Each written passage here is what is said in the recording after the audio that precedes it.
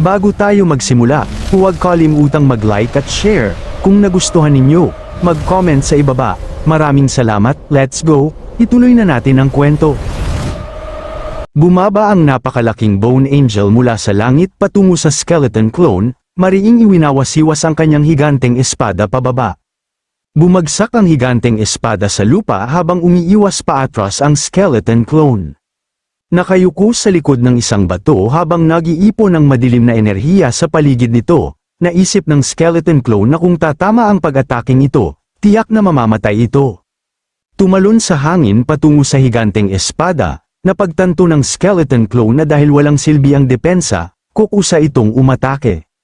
Pinaganya ng skeleton clone ang battle cry habang ang mga mata nito ay kumikinang ng matinding asul, sinisingil ang bone spear habang tumatalon sa hangin.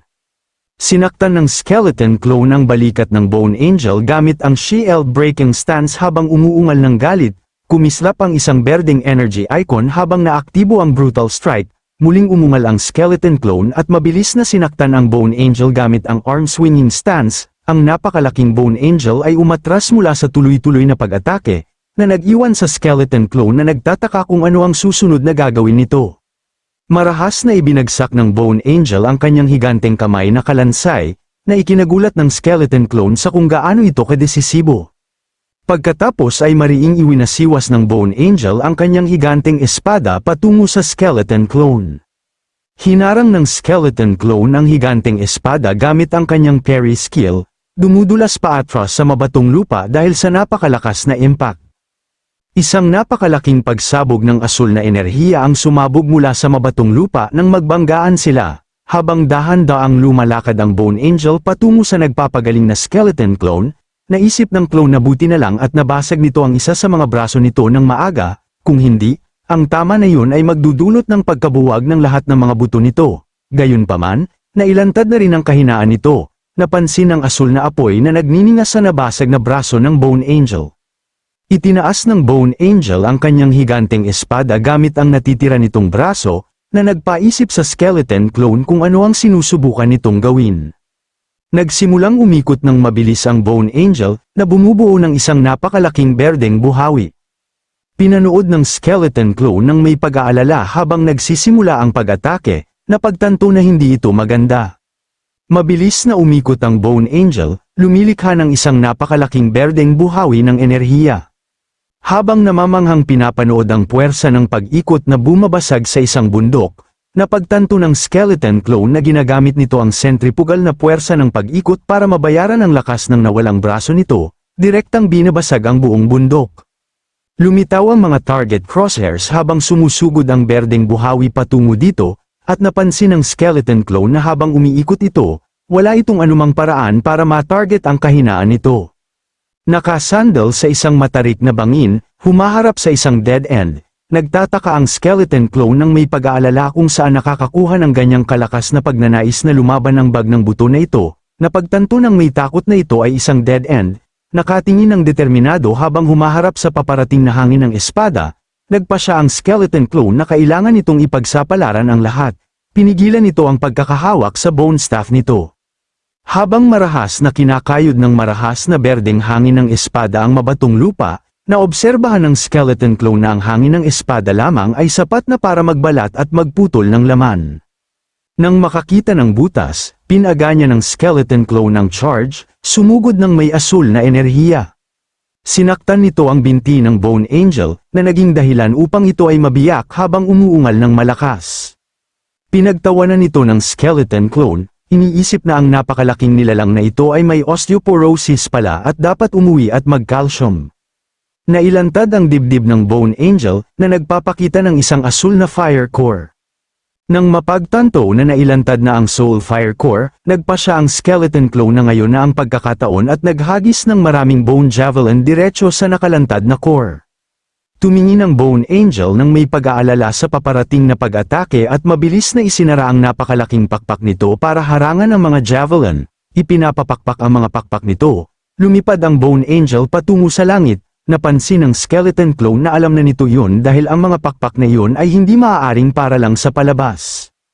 Itinaas ng Bone Angel ang kanyang espada, na bumubuo ng isang higanteng kumikinang na energy sphere. Nakatayong handa habang lumilitaw ang isang system prompt, idinagdag ng skeleton clone na sa kasamaang palad, ang sistema nito ay hindi rin para lang sa palabas. Kinumpirma ng isang system prompt na ang fusion deduction ng web spell at skeletal armament ay kasalukuyang isinasagawa. Tumunog ang isang system prompt upang kumpirmahin ang matagumpay na deduction ng Bone Shackle skill, na nagdedetalye nito bilang isang apprentice level, proficient skill na nagkukondense ng undead mana sa matibay na bone shackles upang gapos ang kaaway. Napansin nito na ang lakas ng pagkakagapos, tagal, at layo ng paghagis ay nakadepende sa spirit attribute at skill proficiency, ngumiti ang skeleton clone, na nagpapakita ng isang kumikinang na asul na bone shackles icon, at sinabi na ito ay napakaganda at eksaktong gaya ng kanyang hininuha, na naobserbahan na ang skill deduction ay maaaring pagsamahin ang mga katangian ng iba pang propesyonal na kasanayan sa mas malalakas na undead skills. Itinaas ng higanteng Bone Angel ang kanyang espada, naghahanda na sumalakay mula sa langit. Itinutok ang dalawang daliri pasulong upang i-activate ang spell, tinutuya ng skeleton clone ang nilalang tungkol sa pagkahilig nitong lumipad. Biglang sumabog ang napakalaking asul na mga kadena mula sa lupa, mahigpit na ginapos ang Bone Angel.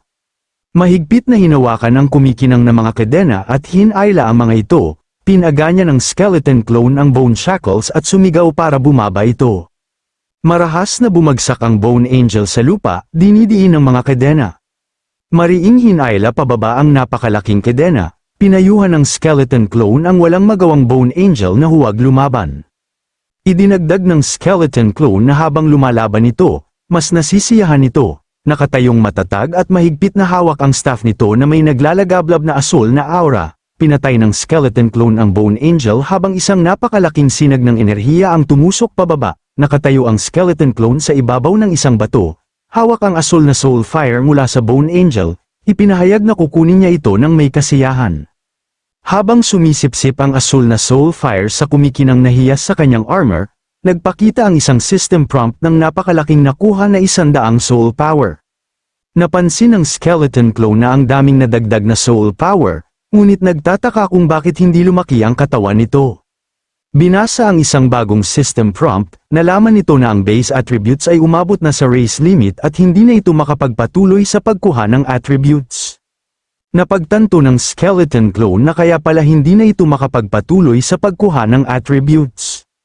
Tumingala ng may pag-iisip sa malawak, tiwangwang na pulang langit, nagtataka ang skeleton clone kung ano pa ang nasa itaas ng langit at sinabing gusto nitong makita. Inabot nito ang kamay patungo sa isang race evolution system prompt na nagdedetalye ng kasalukuyang lahi nito bilang apprentice level skeleton at nag-aalok ng landas ng ebolusyon patungo sa black iron level skeleton warrior sa tinatayang konsumo na 100 soul power points.